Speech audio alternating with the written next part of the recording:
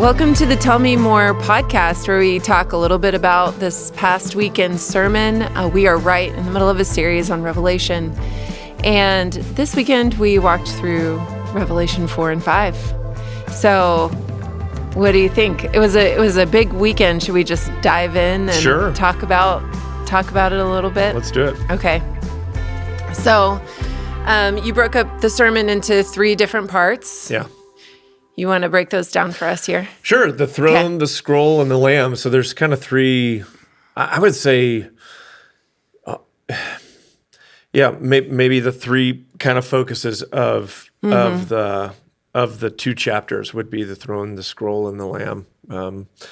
And so, the throne, referencing the throne that's mentioned, 14 times in chapter 4, which is God's throne. Mm-hmm. And everything in chapter 4 is so maybe I'll do it this way for those that haven't heard it or whatever. So chapter 4, it represents this kind of new moment in the book of Revelation. Up to this point, John has seen some things. He saw and he describes Christ amongst the lampstands, or the churches. The lampstands are the churches, and that's Revelation 1. And then Jesus begins dictating letters to these churches in Revelation 2 and 3, which serve as something of evaluations or judgments of the church in chapters 2 and 3. And we covered that last week. But then in chapter 4, the way Dr. Vlachos would say, it's like the projector is turned on, right? Or maybe the curtain of reality is pulled back. John says, "Behold, a door standing open in heaven." Mm-hmm. I love that phrase. I spent a lot of time thinking about that this week.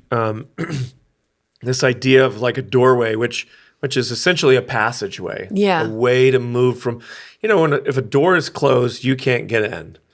But when a door opens, I'm saying the obvious, but you can pass through. But I think it's helpful to think of that from one dimension or one reality to the next, that the only access one might have from the dimension that we're, let's say, trapped in or created to live in or reside in can only be opened by someone who comes from that other dimension. I love that. And okay. I know where you're going, but when I think about the church at Philadelphia and Laodicea, there's doors in both of those, or a door talked about in both of those. Right.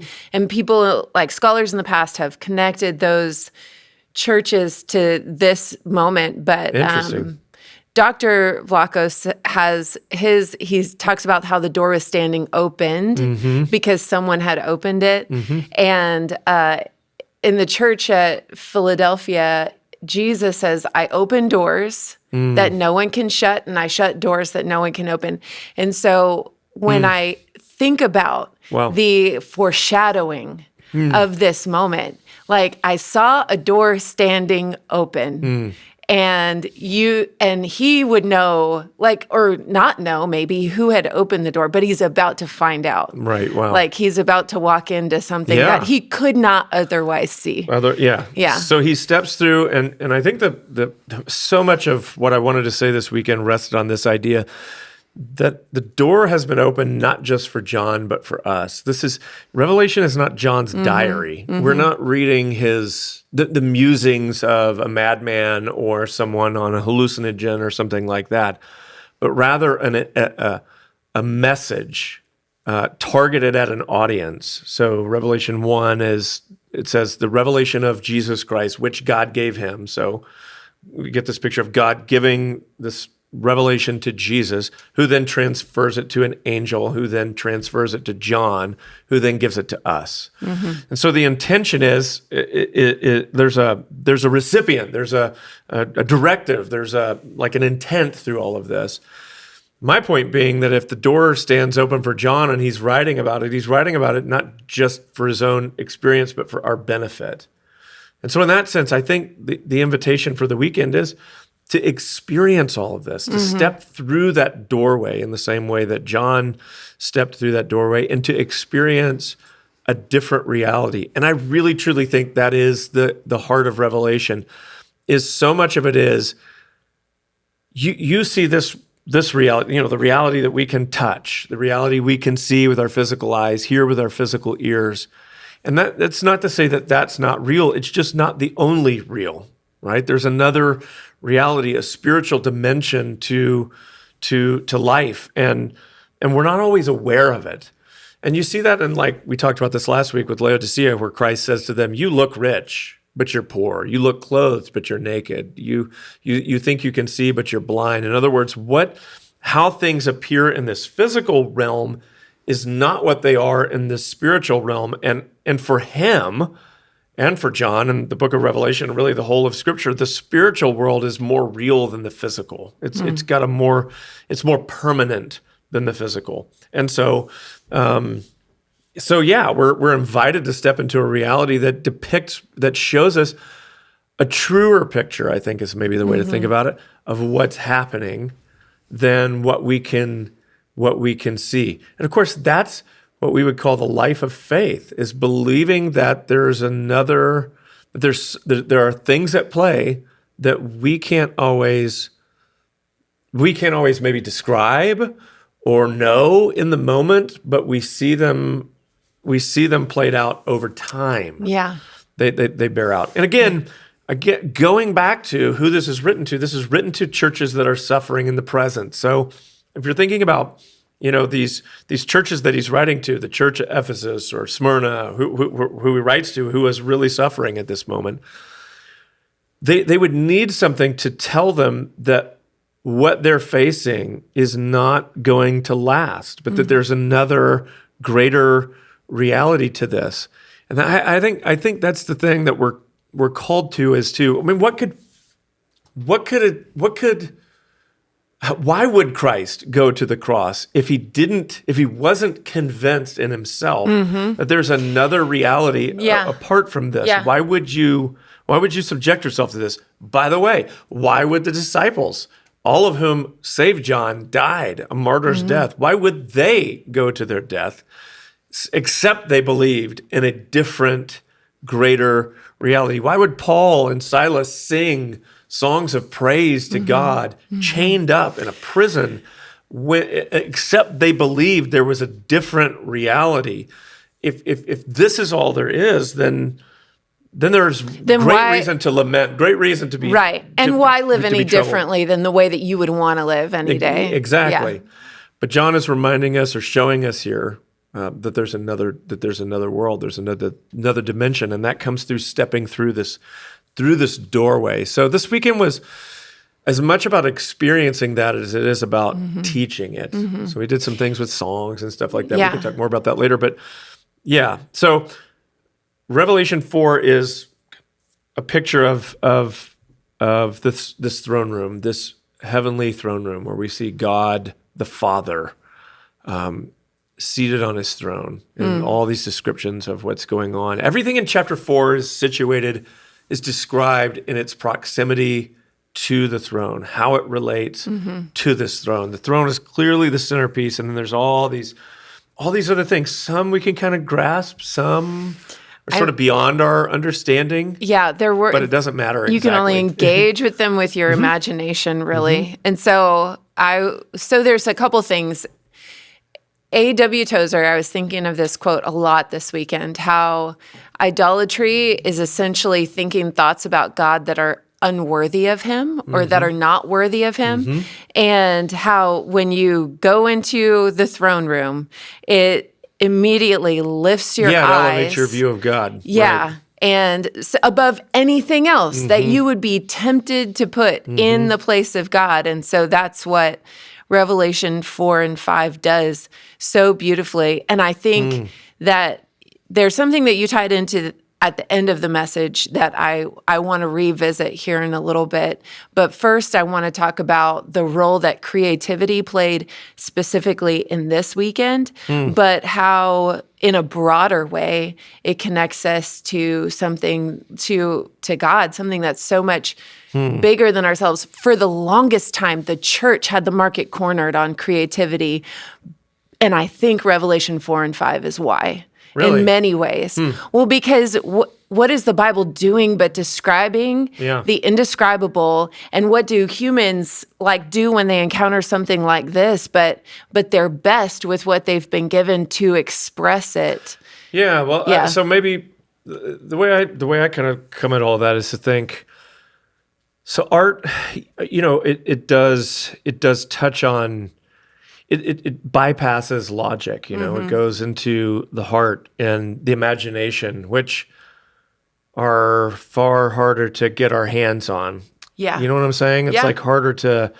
It's not as quantifiable. You can feel things. It's different. I don't even have good wording for it, but I think we all kind of understand intuitively that that's what art does. It stirs things in you, makes you imagine things, feel things. Often this is the case. Like, artists will create something and you want to know what it means. Here's a great example. I'll never forget watching 2001 Space Odyssey for the first time. Have you ever seen that movie? I haven't. Oh man, it's super trippy. It's interesting. Okay. Kubrick is an amazing filmmaker. Yeah. Same with like The Shining is another one of those movies which I really like. Don't watch it all that regularly, but it's a masterpiece of a film. And you find yourself, particularly with the end, I won't ruin it, but you find yourself going, what just happened? What am I looking at here? What does that mean? And I remember watching 2001. Oh gosh, just after Heather and I had been married, I remember she was waitressing at the time. And so I don't know, I probably had a VHS or maybe a DVD, I don't remember.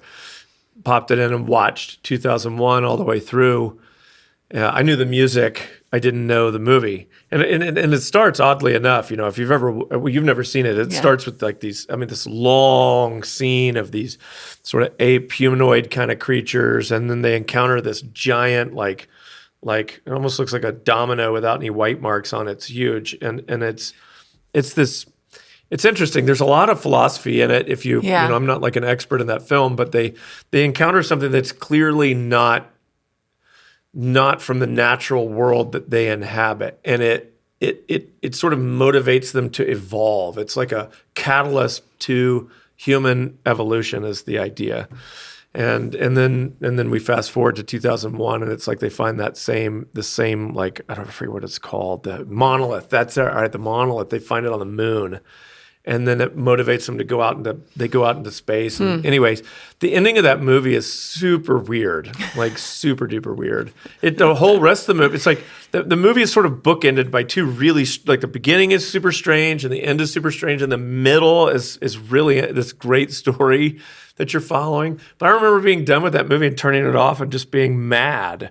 Like, what just happened? What in the world does that mean? And a lot of times with art like that, you ask that question, and if you could talk to, I think at the time I'd watched it, Kubrick had died. But if I could have asked him, what does it mean? I'm not sure he would have told me, and I'm not sure he would have been comfortable giving a definitive answer. I think a lot of times they want to provoke thought. They want to provoke questions. And because there is something in art that is truly about response, and it's like it reverberates off of you, into you, that sort of thing. And I know we're trying to talk about Revelation here, but there is something in the artistic, and I think Revelation certainly is filled with artistic language that does function in a similar way. You're trying to, what is this, putting too fine a definition to it all, I think can spoil the beauty of what it is. To say this is this and this is this and this is this, it's like it unravels the mystery of it. And I think that's the beauty of it, is that I can't describe to you, I can't fully explain to you what John is seeing here. And I think a connection to that, one of the things that I noted, I didn't realize it till Saturday, was that in both of these chapters, there's music. And music music I think is definitely an artistic, medium. And there is with music this, I don't know, this kind of, it's transcendent. That's the thing about art too, and I think music is that way. Is that it spans time. It transports. It takes me from one place to another. One of the things I said this weekend was like, every one of us have a song that if I played it right now, it would take you maybe to 8th grade or that summer or or a particular low point in your life, right? Yeah. You know? Yeah. No, well, the other day, my kid, we were in the car and she goes, "Mom, tell me your favorite song when you were 30." And I was like, Wow. Why? What a question. I know. It was a very interesting question. Anyway, I couldn't think of, I would have to sit down and really think But of there probably are songs that if that for song came sure. on, you'd be like, oh man, I'm 16 Yes. right now. Yes. I'm remembering that boyfriend or Yep. that summer or that whatever, you know, it's a lot of Totally. things. You know, it's like, it's a lot of stuff. You can tell that I got a lot of Bryan Adams Summer of 69 references going on. That guitar, you know, whatever. Anyway.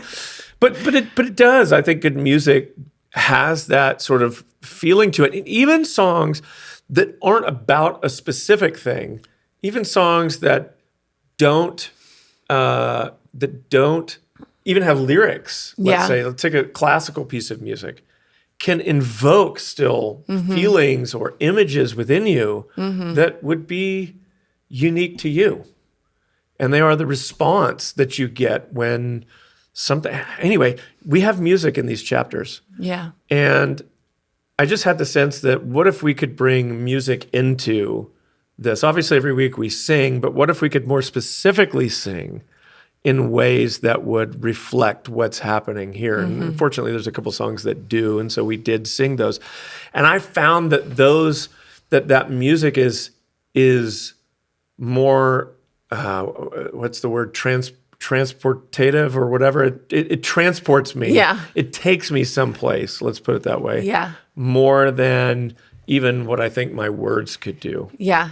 There's something about it that does that. It helps you to slow down and sit in it in a little bit of a different way. You're right. You're not, we're so pragmatic sometimes when it comes to engaging with scripture or a weekend. And we miss the imaginative heart side. Oh, I think that's so true.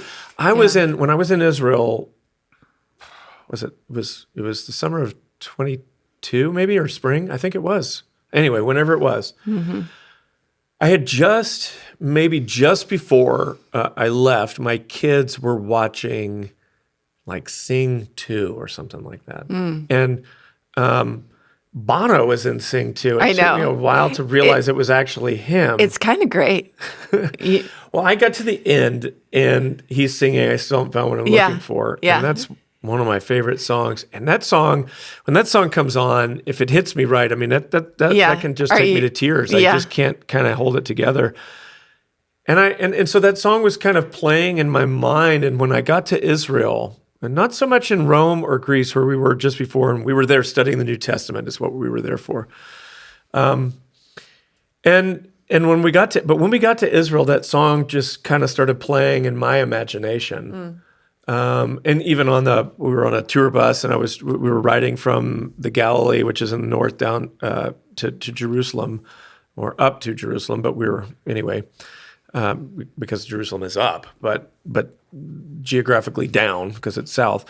And I was looking out the window, and I even posted this on my Instagram or whatever. You can see it, but I have a clip of You Two Still Haven't Found What I'm Looking For. And I was just listening to that song over and over again with my headphones on, looking out the window, and that song just speaking to me about so many things. The lyrics in that song, I can't quite explain them, but they do speak. So we got to a church on one day, and I forget what it was. It had amazing acoustics in this church, and it just kind of felt. I wasn't leading this. The leader of our group was like, does anyone have a song they want to sing? And so Lauren, who was a bit of a worship leader, gets up and she leads us through a couple of worship songs. And then Heather, who knows I've been listening to the songs, like, Whit has a song. And I'm like, no.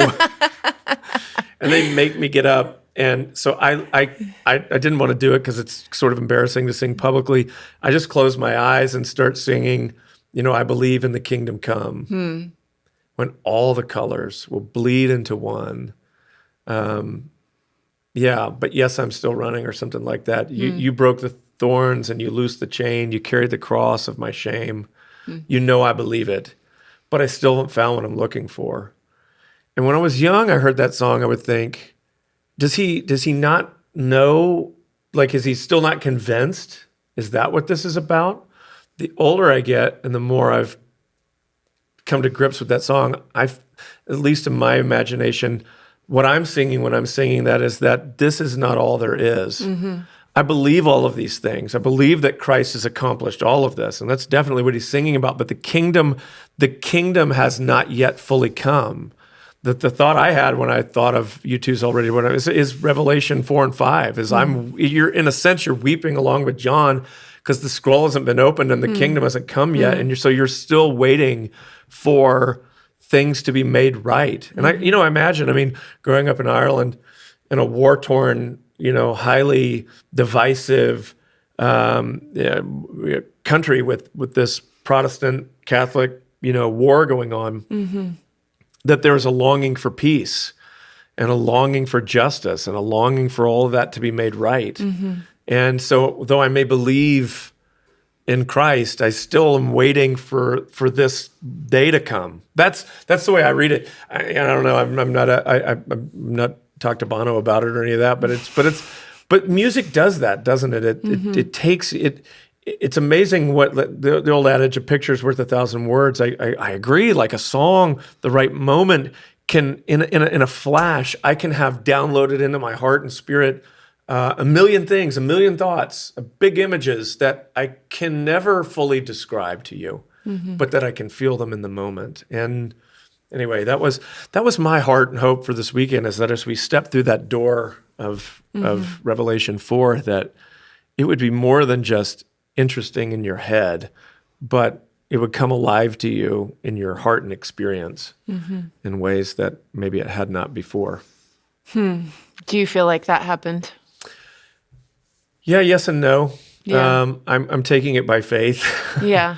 I think some of it is the curse of knowledge. In other words, I know what these chapters, I've been reading and living with this for a while, and then my own inadequacy. I came away from this weekend feeling a little down. Just the last two sermons, I felt like I didn't do that great, and the part of the affliction of preaching is that you take it so personally. And I'm not one to beat myself up all that much, but to just feel like, maybe to feel, I don't know that vulnerable is the right word, probably ashamed. It's profoundly vulnerable to do. Yeah, there was, I looked out in the 11:30 service, and I'm being a little vulnerable on sharing this, but I saw someone I knew that I would never have expected to be in church exactly, or at least at our church, not in church in general. It was a surprise to me. And this is a highly intelligent person that, as far as I know, doesn't come very often. They've been once or twice before. And immediately I just feel, it threw me off for a minute, just like I was pretty vulnerable, like feeling like, all the self-talk inside is just like, this is not very good. You don't know what you're talking about. You just kind of feel everything through the lens of criticism. And so I came out of that service just feeling a little down, in the 10:30, I didn't think I did all that great either. And I've just had to kind of come to grips with it. It's like, it's not about me. I just can't make the success or failure of these weekends about me. Because that's to strip away from it the power of God and what he can do, and to think way too highly of myself as somehow if I can hit a home run or whatever. And so, this was a different weekend, an interesting weekend. There's part of me that's looking forward to this next weekend where it's like I can go back to work and really get something finally tuned to be like, all right, let me have another shot at this. Yeah. And yet the feedback I've had from people has been so overwhelmingly positive, just really significant for folks. I think it's because ultimately you're lifting their eyes. Well, I'm not. The thing is like, I don't want the credit. That's the thing. If I get the general, and that's the thing is like if I take the blame, then I also get the credit.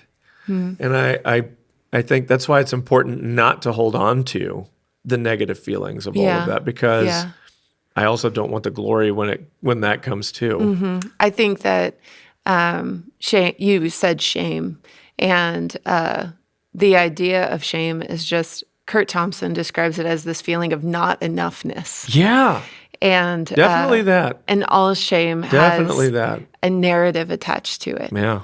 That's usually not true. Yeah. Is usually false. I mean, Sometimes it is false. True. Well, maybe a little bit. Maybe it's something that you need to process and bring to the Lord. But so, but that makes sense. Right. Feeling that, and I can only imagine that John would have felt something of that too in Revelation 4 and 5. That.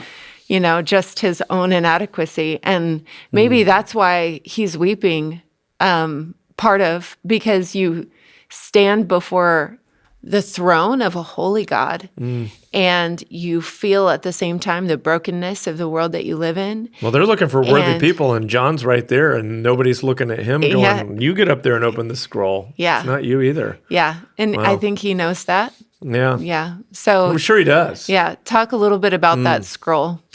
Yeah. So the scroll of Revelation 5, which is how the chapter opens, and it's kind of the focus of chapter 5, is and it's because it's going to really kind of propel us into chapter 6, 7, and 8. Is this scroll? It's said to be sealed with 7 seals, and so the idea is like this angel comes forward and says, "Who's worthy to open this scroll, to break the seals, read what's inside of it?" And no one is found worthy, and then John weeps. And then eventually Jesus steps forward and takes the scroll. But I think to really understand what's going on, you have to think a bit about what that scroll is and what it represents. And what it is the plan of God, you could say. And it's hard. I've been trying all weekend to find the appropriate language to describe what that scroll is. But it's God's intent, let's say, for creation, for humanity, for like what he wants and wills to happen. Which, because we can kind of look forward. Well, but John would have known it, interestingly, from looking back. Yeah. You wouldn't need Revelation, the end of it, to know what God was going to do, because John could look at it through Isaiah and through Ezekiel and through Zechariah. He could see it through the Old Testament prophets. There had been enough already said of what God's intention was to know what that scroll would have contained, that God, we sang it this weekend, that does our God intend to dwell again with us, to get back, but better than Eden. Where God lives amongst and with his people. And the answer is yes, he does. He does intend that, and that scroll is that intention.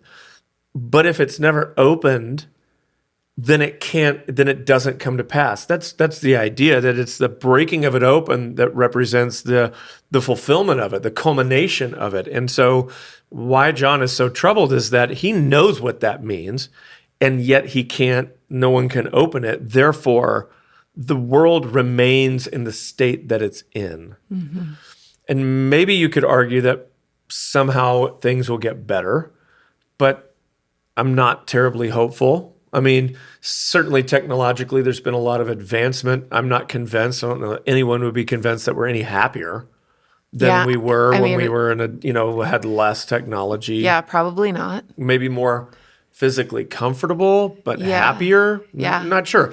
I mean, I think the world's has gotten better in some ways, but also there's new threats out there. I mean, I think, AI is a thing that people are, uncertain of where this is going to lead and what this could do. And now we have, nuclear weapons, and what other weapons will we develop? And, so there's the possibility of what the future holds, and just the fact that we're living in relative peacetime, let's say, even though there have been wars in our lifetime, not a war that is as involved as previous wars have been. But there is but the possibility exists. Is war going on right now in the world? Sure, it is. And I guess it's only a matter of time till it sort of sweeps back through our neck of the woods. You know what I'm saying? Like, and I hope I don't live to see those days. But that it's inevitable. It's human nature. It happens. And so you ask yourself, like, so if the scroll doesn't open, then we're on our own. God remains at a distance, and the kingdom of God does not come. The new creation does not come, and all of this. And so John is weeping, and rightfully so, as we should weep along with John, because we should also be longing. Jesus taught us to pray, "Your kingdom come, your will be done on earth as it is in heaven." Well, that's not just like a do good today. That's you know what I think your kingdom come, your will be done is? I think it's, what is it, Revelation 22? Come quickly, Lord Jesus. Yeah. Come quickly. It's let's make this happen. I long for that day. So that's Revelation 5, is this scroll, who's worthy. And eventually one of the elders grabs John and says, "Weep no more. The Lion of the tribe of Judah, the Root of David, has conquered. He is worthy to open the scroll and to break its seals." And then it says John looks, and in between the elders and the four living creatures and the throne, he sees a lamb. So he's hearing about a lion. Oh, there's a lion. Then he turns to look, but he doesn't see a lion, he sees a lamb. And not just any lamb, but a lamb looking as though it had been slain, but also a lamb with 7 horns, 7 eyes, all power, all wisdom, insight. And then Christ goes to take that scroll from his Father in verse 7. And that is one of the most profound, wonderful thoughts I can think of. And the way I was trying to help us to see it this weekend is that John's not just stepping into heaven in a random moment in time. Like he's here to witness. We're here to witness something very specific, where kind of this, I don't know, the enactment, let's say the first domino to tip over, whatever, the inauguration, maybe you could say, of a new era in history is happening. It's beginning with what John is seeing, which is the Father handing the scroll to the Son and saying, "Now make this open it up." And what that means is essentially the beginning of the end. So there's a great scene. Where is that? It's in the Avengers. Maybe we talked about this before. I don't know. I know I talked about it. I think Blake maybe talked about it. But it's in the Avengers when Doctor Strange has sort of looked into the future and the possibility of all futures and realities, and has found that there's only one chance in how many millions of scenarios where they defeat Thanos. But he doesn't tell anyone what it is. And then he looks at what? I think it's Iron Man, and says, "We're in the end game now." Like, in other words, it's either win or lose. There's no other way. We can't undo this now. We can't stop this. It's going to happen. And I think that's what's happening with this scroll. It's like once that scroll gets passed to the Lord, Jesus, we're in the end game now. And so the question that maybe we should ask or wrestle with here briefly, that's kind of fun to think about, and this might mess with some folks, but has the moment of Revelation 5 already happened, or is it going to happen? Is this the future? Or did John witness something that happened after the crucifixion and resurrection? And there's different points of view on that. There totally are. I can't. So, and I don't know if this will. I don't know how While this will. While you're looking for stuff, I'm going to look for some stuff too. Okay. Wait. Are you Oh, you're looking at Resegui. I am. Okay. So, did you think about Daniel 7? No. When, but so there's the Ancient of Days. Is in Daniel 7. Right. Thrones were placed, and the Ancient of Days took his seat. Ancient? I'm sorry, I say ancient. You got it. There you go. Ancient. I was like, the first time you said it, I thought, did she say ancient? And then you said it again, and then you know what? I did say ancient. It had to be brought up. So Good. the Ancient of Days. Glad you did. Okay. As I looked, Verse 9 says, as I looked, thrones were placed, and the Ancient of Days took his seat, and his clothing was white as snow, and the hair of his head was like pure wool. His throne was fiery flames. Its wheels were burning fire. Sounds like Revelation. A stream of fire came out before him. And then it says in 13, I saw in the night visions, and behold, with the clouds of heaven, there came one like the Son of Man. I love that. I love Daniel 7. And he came to the Ancient of Days and was presented before him. And to him was given dominion and glory and a kingdom that all peoples, nations, and languages should serve him. Something was given to him. And it makes you wonder if it's not this scroll that you're seeing in Revelation 5. Yes. The question is, and it's in here somewhere. He does talk about it. I'm just trying to find where he does. The question of whether or not, like, when is this happening? And it might take me a minute. Essentially, I think what he's saying is that the future. And if some of us are going to read this, and some of you maybe listening to this are thinking to yourself, "Well, this is definitely the future." I mean, this is describing the end times. And I think, you're, probably I'm inclined to view it that way as well. But I would also point out that I think there's a decent case to be made for the idea that this is happening.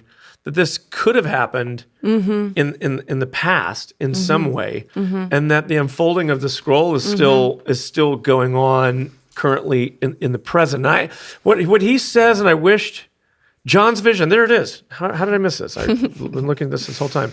I like it this way. He says John's vision reveals how a past event, and he sees it as the past.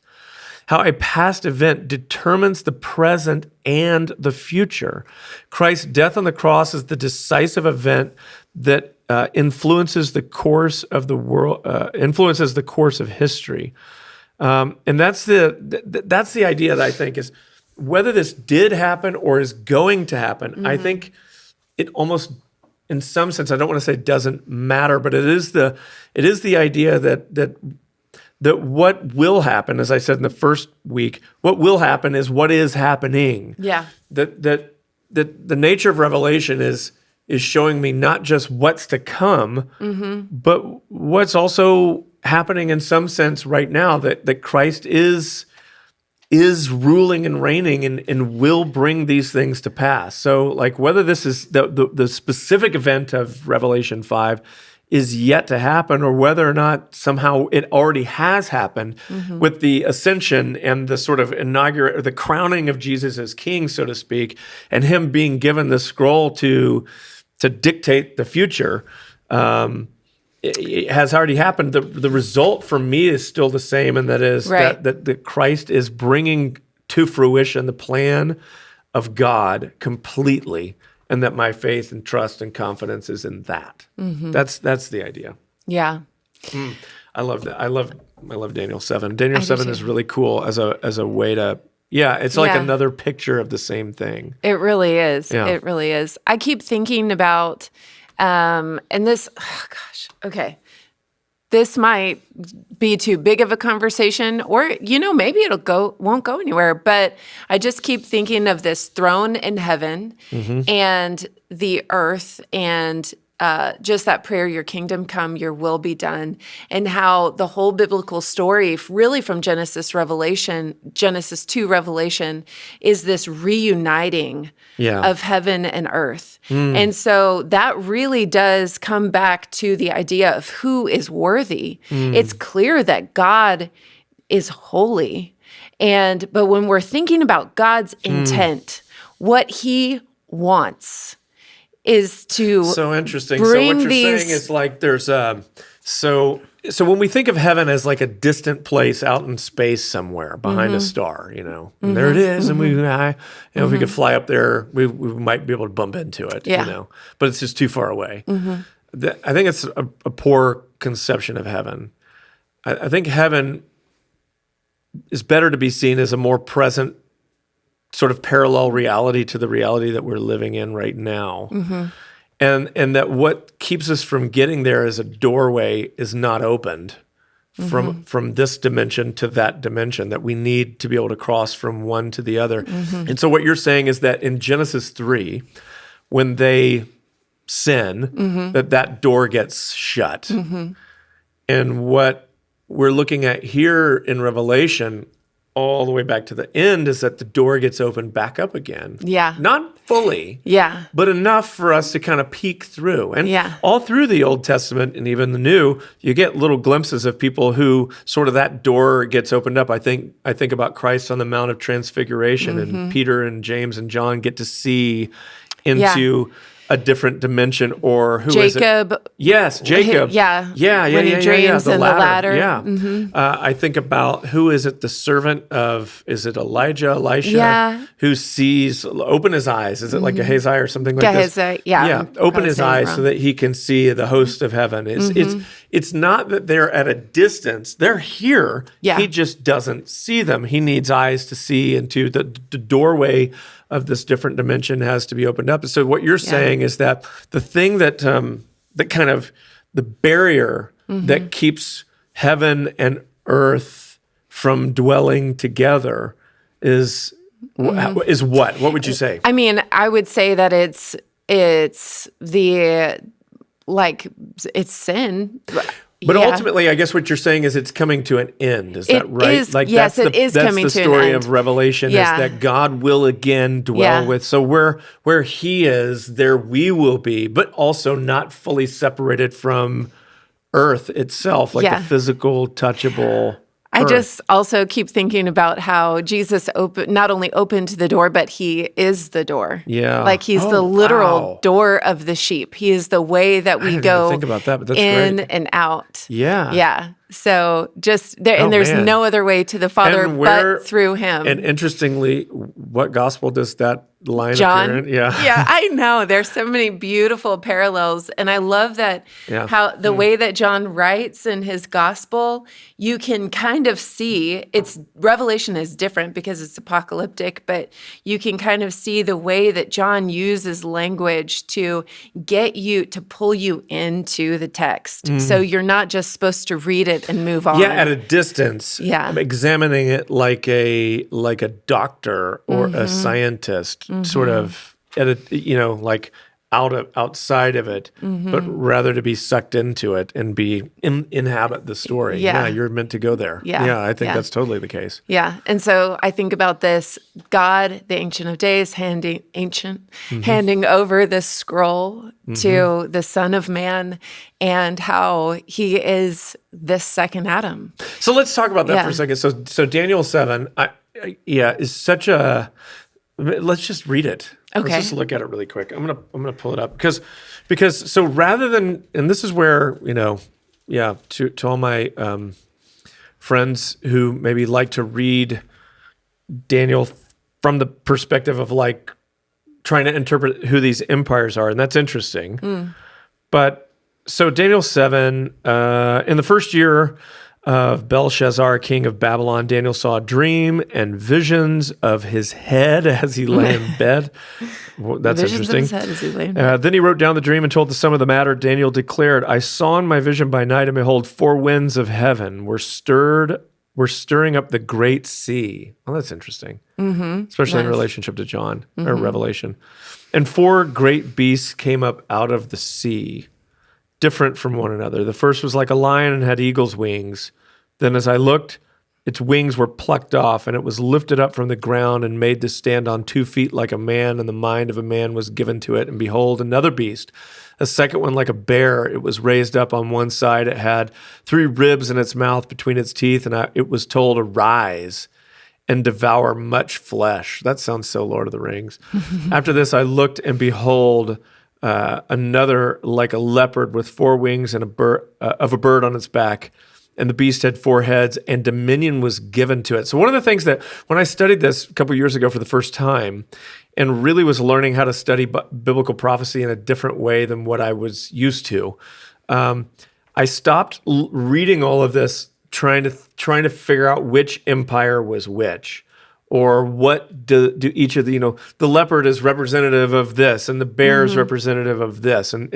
But I started looking for other things to see what it was saying to me. And what's interesting here is you can see like the bear, it was told, arise and devour much flesh. Someone else is playing, like is the puppet master here. Someone else is doing something. When it says, of the next beast, the leopard, it says dominion was given to it. Someone gave it dominion. After this, I saw in the night visions, and behold, a fourth beast, terrifying and dreadful and exceedingly strong. It had great iron teeth. It devoured and broke into pieces and stamped what was left with its teeth. It was different from all the beasts that were before it, and it had 10 horns. I considered the horns, and behold, there came up among them another horn, a little one before which the three of the beasts, the first horns, were plucked up by the roots, and behold, in this horn were eyes like the eyes of a man, and a mouth speaking great things. And you're just like, what in earth does all this mean? Yeah. And I love this. And as I looked, thrones were placed, and the Ancient of Days took his seat. I mean, that's just awesome. It is. His clothing was white as snow, and the hair of his head was like pure wool. His throne was like fiery flames, and its wheels, it sounds like Ezekiel, were burning fire. A stream of fire issued and came out from before him.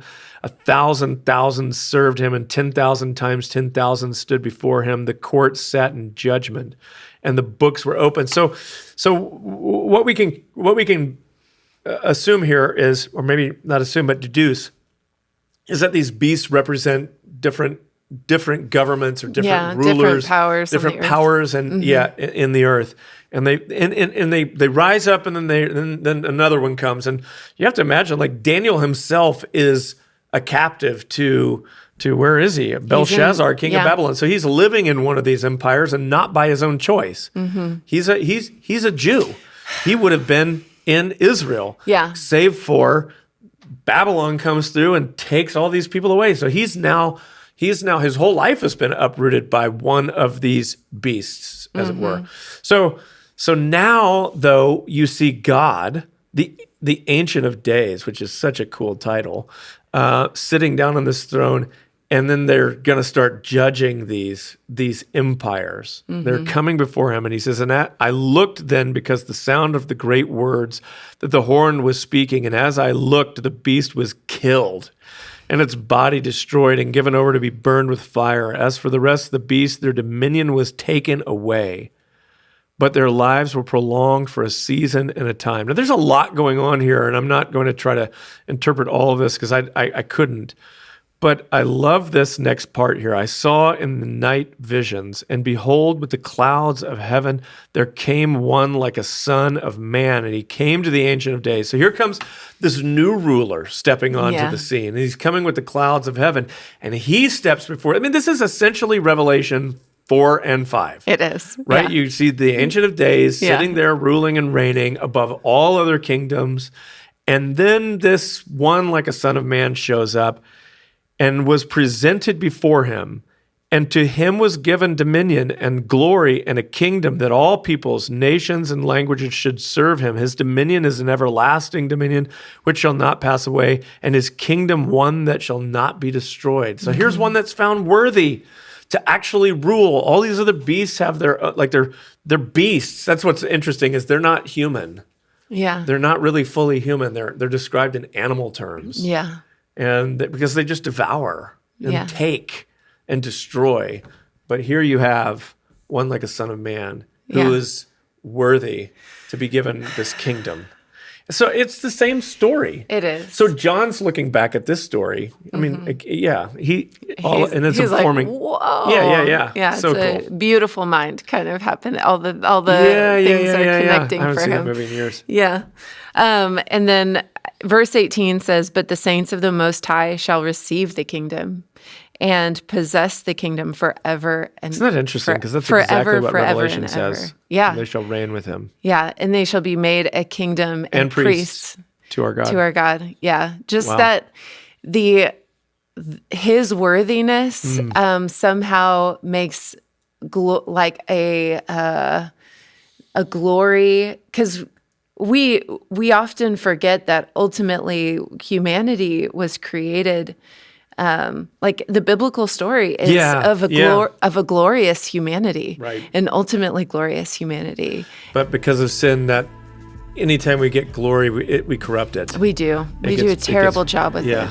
Yeah. And that's why we need someone who's worthy. Yeah. Wow. To receive all of that glory.